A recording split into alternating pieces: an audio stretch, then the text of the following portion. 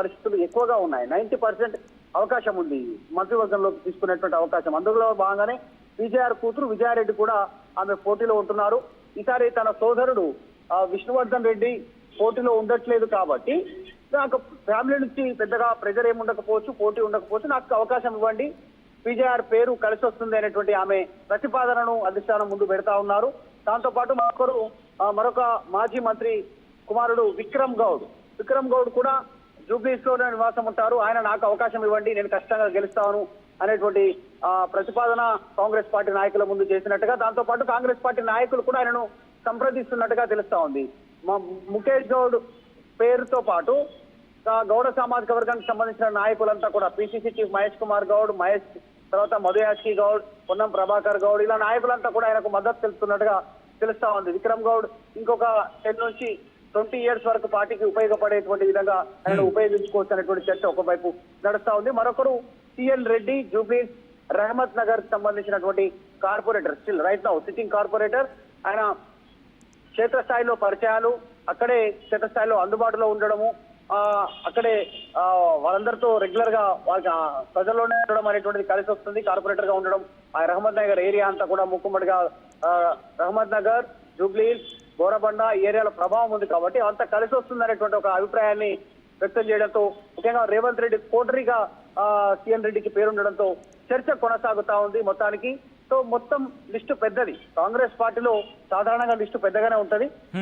దీంతో ఫిల్టరేషన్ అవుతూ తర్వాత సర్వే ఆధారంగా, గెలిపే ఆధారంగా టికెట్ కేటాయించేటువంటి అవకాశం ఉంటుంది. కంటోన్మెంట్ లో కూడా గెలుపు ఆధారంగానే టికెట్ ఇచ్చారు. అక్కడ గద్దర్ కూతురు వెన్నెలకు టికెట్ ఇచ్చినప్పటికీ 2023లో కాంగ్రెస్, ఆమె ఓటమి చెందిన తర్వాత వచ్చినటువంటి బై ఎలక్షన్ లో మాత్రం బీజేపీ నుంచి పోటీ చేసి సెకండ్ ప్లేస్ లో నిలిచినటువంటి 2023లో సెకండ్ ప్లేస్ లో నిలిచినటువంటి శ్రీ గణేష్ కి మళ్ళీ 2024లో బై ఎలక్షన్ లో కాంగ్రెస్ టికెట్ ఇచ్చి గెలిపించుకునేటువంటి అవకాశం చూసింది. సో ఇక్కడ కూడా అభ్యర్థులు కమ్యూనిటీ ఎగ్జాక్ట్ గా అంటే గతంలో కూడా అక్కడ మాట్లాడుకున్న సందర్భంలో అజరుద్దీన్ టికెట్ ఇచ్చే సందర్భంలో కూడా చాలా పేర్లు వినిపించాయి. అందులో ఇన్ఫాక్ట్ నవీన్ యాదవ్ కి సంబంధించి కూడా ఇవ్వచ్చు, లేకపోతే ఆ అంశానికి సంబంధించి లేకపోతే అక్కడ కంటెస్టెన్సీ గురించి మాట్లాడుకున్న సందర్భం అప్పటికే చాలా పేర్లు తెర మీదకి వచ్చాయి. సో ఇప్పుడు పీజేఆర్ కుమార్తెగా విజయారెడ్డి పేరు వినిపిస్తోంది. మిన్నట్టుగా ఫహీం ఖురేషీకి సంబంధించి కావచ్చు, విక్రమ్ గౌడ్ కావచ్చు, ఇలా లిస్ట్ ప్రకారం చూసుకుంటే నవీన్ యాదవ్ నుంచి మొదలు పెడితే నవీన్ యాదవ్, అజరుద్దీన్, అర్జున్ గౌడ్, రోహిన్ రెడ్డి ఎవరికి వాళ్ళ ప్రొఫైల్లో చాలా స్ట్రాంగ్ గానే కనిపిస్తోంది. బట్ అధిష్టానం ఏ అంశాలను పరిగణలోకి తీసుకుంటుంది? ఎందుకంటే విమెన్ కేటగిరీ గురించి మాట్లాడుకుంటే కేవలం విజయారెడ్డి మాత్రమే అక్కడ కనిపిస్తున్నారు. మైనారిటీస్ సంబంధించి మాట్లాడుకున్నప్పుడు 2-3 పేర్లు వినిపిస్తున్నాయి. అట్ ద సేమ్ టైం ఇలా కాస్ట్ ఈక్వేషన్స్ కావచ్చు, లేకపోతే ఎటువంటి ఈక్వేషన్ ఇక్కడ పరిశీలించడం జరుగుతోంది కాంగ్రెస్? అయితే విన్నింగ్ క్రైటీరియా ఎట్టి పరిస్థితుల్లో కూడా క్షేత్రస్థాయిలో సర్వే చేస్తారు. ఆ సర్వే ఆధారంగా 2 రకాల సర్వే చేస్తారు. ఒకటి పార్టీ పరంగా ఎట్లా ఉంది సర్వే అనేటువంటిది పార్టీ సర్వే చేస్తుంది, అంటే అభ్యర్థి ప్లస్ పార్టీ. ఇప్పుడు ఎగ్జాంపుల్ జూబ్లీ కాన్స్టిట్యున్సీలో కాంగ్రెస్ పార్టీ ఫలానా అభ్యర్థికి నిలబెడితే ఎలా ఉంటుంది అనేటువంటిది ఒకటి సర్వే చేస్తారు. తర్వాత కాంగ్రెస్ పార్టీ గెలిచే అవకాశం ఉందా లేదా అనేటువంటి సర్వే చేస్తారు. దాంట్లో క్రైటీరియా అభ్యర్థికి వ్యతిరేకత ఉంది అంటే అభ్యర్థిని మారుస్తారు. అభ్యర్థితో సంబంధం లేదు, అవుట్ రైట్ గా ఎవరిని నిలబెట్టినా మేము కాంగ్రెస్ కు ఓటేస్తామనేటువంటి సర్వేలో కనుక తేలితే ఈక్వేషన్ ప్రకారం అప్పుడు సామాజిక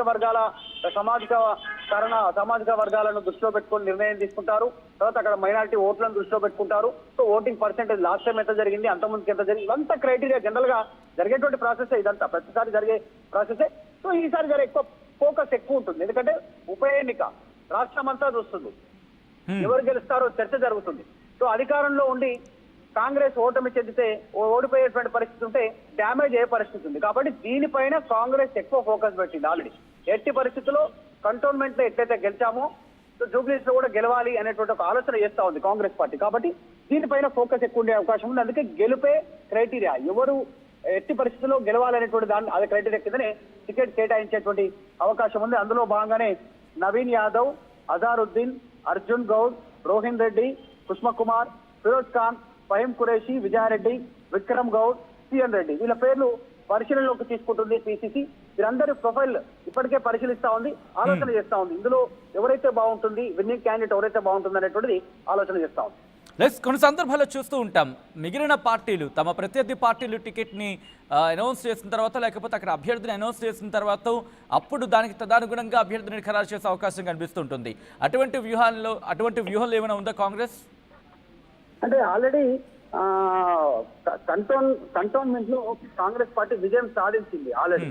సో అక్కడ లాగానే ఇక్కడ కూడా ఎలాంటి వేరే బేసజాలకు పోకుండా, ఎందుకంటే ఎవరి మనిషినో ఎవరి వ్యక్తి అనో ఒకవేళ టికెట్ కేటాయిస్తే ఏమైనా చిన్న మీద అయితే పార్టీ చాలా ఇప్పుడున్నటువంటి పరిస్థితుల్లో అబాసు పలయ్యే పరిస్థితి ఉంది. ఒకవేళ ఇక్కడ జూబ్లీస్ ఫ్యూచర్ లో ఎన్నికల్లో గెలిస్తే బీఆర్ఎస్ కు ధీటుగా జవాబు చెప్పగలిగాము, జిహెచ్ఎంసీలో కాంగ్రెస్ పార్టీ ఎమ్మెల్యే ఒక్కరు కూడా లేరు అనే ఫుల్ స్టాప్ పెట్టబోతా ఉన్నాము అనేటువంటిది చెప్పబోతా ఉన్నారు. రెండు కూడా ఉప ఎన్నికలు, ఒకటి కంటోన్మెంట్ సికింద్రాబాద్, ఒకటేమో ఇది జూబ్లీహిల్స్. సో రెండు ప్రాంతాల్లో కాంగ్రెస్ ని ఆదరిస్తున్నారు ప్రజలని చెప్పుకునే అవకాశం కాంగ్రెస్ కు కలుగుతుంది. సాధారణంగా గతంలో మనం బీఆర్ఎస్ కి సంబంధించినటువంటి దాంట్లో చూస్తే ఉప ఎన్నికల్లో దుబ్బాక గాని కంటోన్మెంట్ గాని ఇప్పుడు జూబ్లీహిల్స్ గాని ఆ కుటుంబాలకే ఇవ్వాలనే ఆలోచన బీఆర్ఎస్ గతంలో చేసింది. రెండు ప్రాంతాల్లో వాళ్ళ కుటుంబ సభ్యులకే ఇచ్చారు టికెట్. సో ఇప్పుడు కూడా మళ్ళీ మాగంటి గోపీనాథ్ సతీమణికి కానీ వాళ్ళ కుటుంబంలో నుంచి కానీ ఒకరికి టికెట్ ఇవ్వడానికి బీఆర్ఎస్ దాదాపు 90% సిద్ధంగా ఉన్నట్టుగా తెలుస్తా ఉంది. అంటే ఓటమి చెందినా గెలుపు వచ్చినా ఎవరు వచ్చినా దాంతో ప్రభుత్వం పెద్దగా ఏర్పాటు చేసేది లేదు, పెద్ద మార్పు వచ్చేది లేదు. కాబట్టి గతంలో చేసినటువంటి సాంప్రదాయాన్ని బీఆర్ఎస్ కొనసాగించేటువంటి అవకాశం కనిపిస్తా ఉంది. రైట్ మీద ఒక్కసారి మీరు లైన్లో ఉండే ప్రయత్నం చేయండి. మొత్తంగా అయితే మాత్రం జూబ్లీ హిల్స్ టికెట్ ఫైట్ మాత్రం కంటిన్యూ అవుతోంది. ఆ టికెట్ రేస్లో ఇంకా ఒకరు కాదు ఇద్దరు కాదు 10 మంది పేర్లు వినిపిస్తున్నాయి. అంటే అర్థం చేసుకోవచ్చు జూబ్లీ హిల్స్ టికెట్ కోసం ఇటు కాంగ్రెస్ పార్టీలు ఎటువంటి టైట్ ఫైట్ నెలకొందో. కేవలం టికెట్ కోసమే ఆ ఫైట్ ఉంటే మరి సీటు కోసం, ఆ సీట్ని దక్కించుకోవడం కోసం పార్టీల మధ్య ఇంకా ఎటువంటి పోటీ ఉంటుంది? ఈ నేపథ్యంలోనే జూబ్లీ హిల్స్ ఉప ఎన్నిక మీద పూర్తి స్థాయిలో ఫోకస్ చేస్తుంది కాంగ్రెస్. టికెట్ కోసం రేసులో ఏకంగా 10 మంది పేర్లు వినిపిస్తున్నాయి. అధిష్టానం దగ్గర పైరవీలు మొదలుపెట్టారు ఆశావహులు. నవీన్ యాదవ్తో పాటు నవీన్ యాదవ్, అజారుద్దీన్, అర్జున్ గౌడ్, రోహిన్ రెడ్డి, కుసుమ్ కుమార్, అలాగే ఫిరోజ్ ఖాన్, ఫహీం ఖురేషి, విజయారెడ్డి, విక్రమ్ గౌడ్, సేన్ రెడ్డి వీళ్ళ పేర్లు వినిపించడం జరుగుతుంది. ఆ లిస్ట్ను మీరు చూస్తున్నారు. కుసుమ్ కుమార్ కావచ్చు, ఫిరోజ్ ఖాన్ కావచ్చు, ఫహీం ఖురేషి కావచ్చు, విజయారెడ్డి కావచ్చు. ఒకసారి ఆ లిస్ట్ని ఇంకా చూసే ప్రయత్నం చేస్తే కంటెస్టెంట్స్ అంటే ఆ రేస్లో ఉన్న వాళ్ళకి సంబంధించిన ఇన్ఫాక్ట్ ఆ రేస్లో ఉన్న వాళ్ళ పేర్లను మీరు చూడడం జరుగుతుంది.